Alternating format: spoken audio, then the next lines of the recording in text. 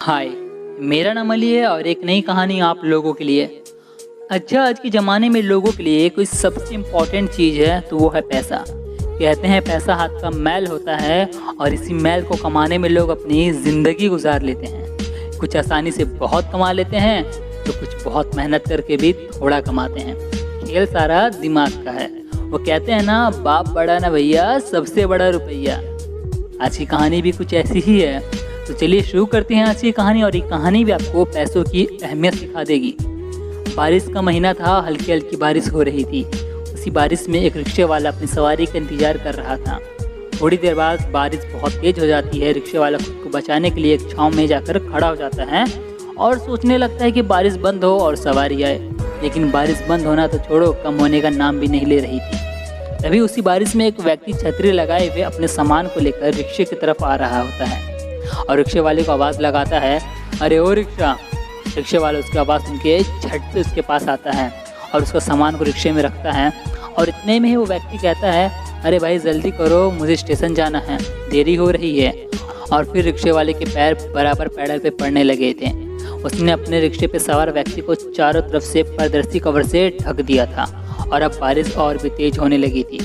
उसने अपने गमछे से अपने सर को ढक लिया और थोड़ी ही देर में गमछे में से पानी गिरने लगा। मगर वो पानी की परवाह किए बिना रिक्शा चलाए जा रहा था, क्योंकि उसकी सवारी को लेट हो रहा था। इसलिए वह तेज बारिश में भी कहीं नहीं रुक रहा था और वो भीगते हुए रिक्शा चलाए जा रहा था। वो पूरी तरह से भीग चुका था। करीब 20 मिनट तक लगातार रिक्शा चलाने के बाद वो स्टेशन पहुंच गया। उसने रिक्शे पर सवार व्यक्ति को सुरक्षित स्थान पर उतारा और उसके सामान को भी उतार के सुरक्षित जगह पर रख दिया। रिक्शे वाले ने उस व्यक्ति से 40 रुपये रिक्शा भाड़ा मांगा, लेकिन उस व्यक्ति ने उसे 30 रुपये थमा दिए। रिक्शे वाले ने कहा, साहब 40 रुपये दीजिए, मैंने आपसे एक पैसा ज़्यादा नहीं मांगा है, स्टेशन का यही रिक्शा भाड़ा है। फिर उस व्यक्ति ने उसे 5 रुपये और दिए और कहा वो उसे एक पैसा ज़्यादा नहीं देगा, और अपने सामान को लेकर आगे बढ़ गया। रिक्शे वाले ने अपने बुझे मन से अपना गमछा निचोड़ा और अपनी नई सवारी के लिए इंतज़ार करने लगा।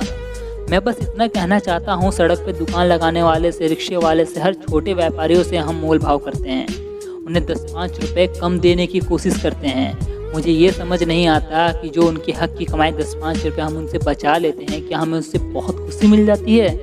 नहीं, लेकिन उन्हें 10-5 रुपये से उन्हें मिलती है। वही जब हम बड़े मॉल में जाते हैं या बड़े रेस्टोरेंट में जाते हैं तो हम रेट से ज़्यादा पैसा देकर आते हैं।